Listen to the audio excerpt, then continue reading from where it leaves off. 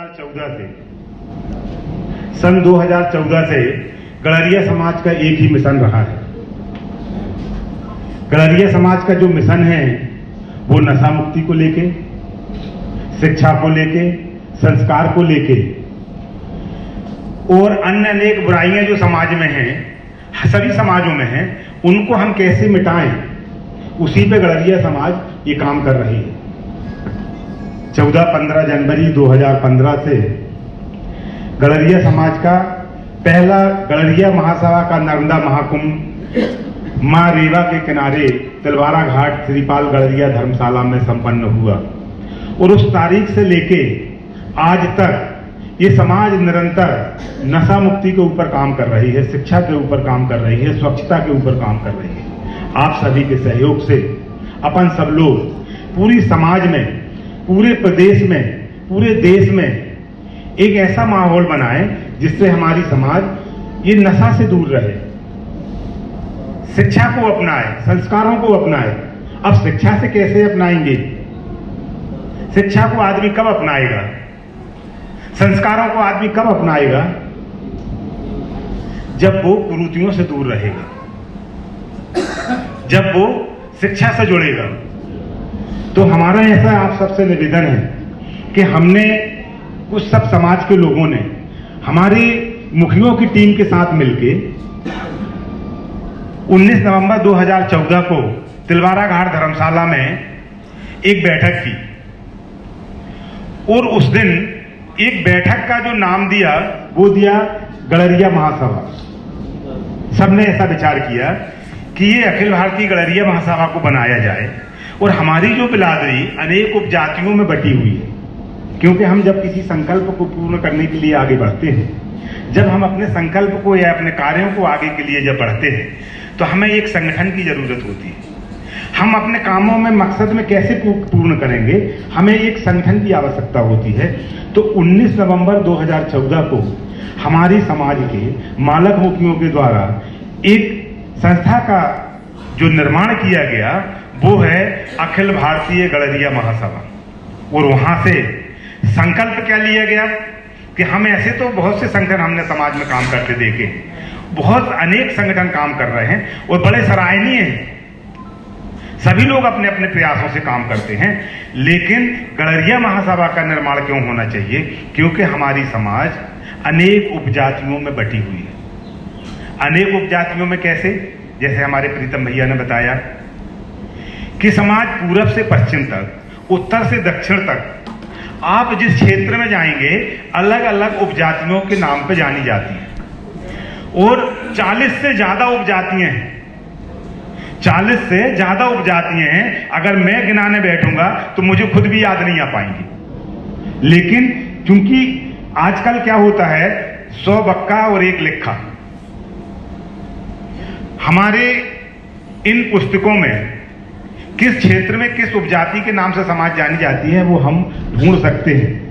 तो मेरा कहने का मतलब ये है कि जब गड़रिया समाज का निर्माण हुआ, अखिल भारतीय गड़रिया महासभा का निर्माण हुआ और जो समाज के मुखियों के द्वारा, समाज के द्वारा 19 नवंबर 2014 को एक कलश यात्रा का आयोजन किया गया। मां नर्मदा के कलश को एक रथ में स्थापित किया हमारे समाज के मुखियों ने और उस कलश को पूरे प्रदेश में गांव-गांव जाके, शहर-शहर जाके, नगर में जाके, ग्राम में जाके उन लोगों ने उनकी अपनी सामर्थ्य के हिसाब से, क्योंकि हमारा कार्यक्रम उस समय से स्टार्ट हुआ था, उनने अपने सामर्थ्य को दिखाया और उस रथ को ग्रामीण से क्षेत्रों में, गांव-गांव जाके, उस शहर में, मोहल्ले-मोहल्ले, घर-घर जाके ये मां नर्मदा का एक संदेश दिया कि गड़रिया समाज का नर्मदा महाकुंभ का एक उद्घोष उस तारीख से हुआ और सिर्फ उसका एक ही लक्ष्य था कि वो जो कलश था उस रथ में स्थापित करके गांव-गांव जो चलाया गया था, उसका सिर्फ एक ही मकसद था कि समाज निर्विकार बने, कुरीतियों से दूर हो, बुराइयों से दूर हो। आप एक सभ्य समाज का निर्माण कैसे कर सकते हैं? कब कर सकते हैं? जब आप बुराइयों से दूर रहेंगे। तो एक संदेश मां नर्मदा, उस कार्यक्रम का नाम था गड़रिया समाज का नर्मदा महाकुंभ।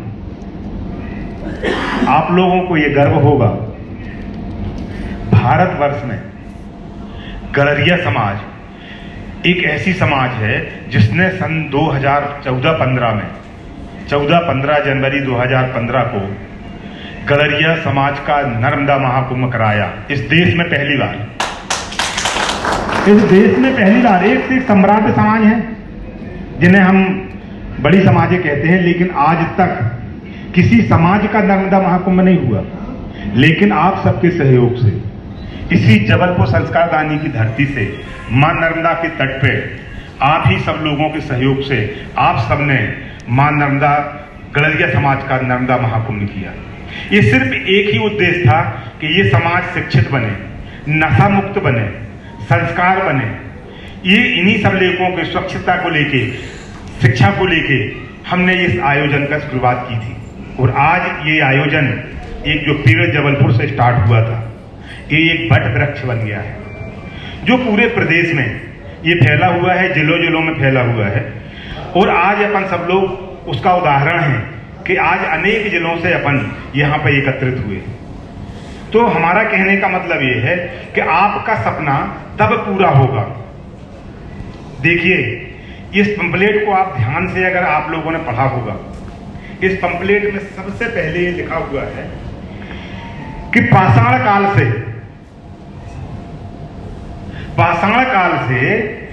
जब आदि मानव से मानव जाति में कन्वर्ट हुआ है आदमी, उस समय से गड़रिया जाति है। अब लोग कहते हैं कि गड़रिया जाति क्या है। हमसे कोई पूछ लेगा कि गड़रिया की उत्पत्ति कब है, हमसे कोई पूछ लेगा कि गड़रिया कौन है, तो हमें बताने में संकोच लगता है कि गड़रिया कौन है। मैं आपको बता दूं, इस पंपलेट में आपने पहले पन्ने में अगर पढ़ा हो तो इसमें लिखा हुआ है पाषाण काल से। आप ग्रंथों में चले जाइए, आप किसी भी ग्रंथ को उठा लीजिए, आपको गड़रिया वहां से मिल जाएगा। जब मानव, आदि मानव कहते हैं कि ये संसार जब था तो पहले जब हम जंगली थे, बंदरों की भांति दिखते थे, उस काल से अगर कोई जंगलों में रहा है, आदि मानव का मतलब यह है कि जब मानव जानवर रूपी शरीर त्याग के मानव रूपी शरीरों पे आया है, उसको सभ्यताएं आई हैं। मानव क्या है? मानव क्या है? पहले हम भी वनों में रहते थे, जंगलों में रहते थे। जब से सभ्यताएं निर्मित हुई, लोगों को यह ज्ञान आया है कि हम मानव हैं, हमारा बुद्धि है, हमारी दिमाग है, तो हमें कपड़े पहनना चाहिए, हमें एकजुटता होकर रहने चाहिए। एकजुट के रहने से क्या होगा? हम वन्य प्राणियों में उस समय हम वन्य जीवों के शिकार नहीं होंगे, लेकिन हम एकजुट होंगे तो उनने एक सभ्यता का निर्माण किया। एक भरण पोषण के लिए पशुपालन का निर्माण हुआ। समाज का जब निर्माण हुआ पाषाण काल से, जब पशुपालक का निर्माण हुआ, खेती करने के लिए खेती का निर्माण हुआ। जहां बीहड़ पड़ी थी, जंगल पड़े थे, और अगर उस जमीन को किसी ने उपजाऊ बनाया है, उस मवेशियों को किसी ने पाला है, वहां से दूध का अगर निर्माण हुआ है, घी का अगर निर्माण हुआ है, खोवा का अगर निर्माण हुआ है, वस्तुओं का अगर निर्माण हुआ है, तो वो आपकी समाज है, गड़रिया समाज। सबसे प्राचीन इस भारतवर्ष में, इस धरा पे, भारतवर्ष में नहीं, इस पूरे भूभाग में अगर सबसे प्राचीन कोई जाति है तो वो गड़रिया समाज है।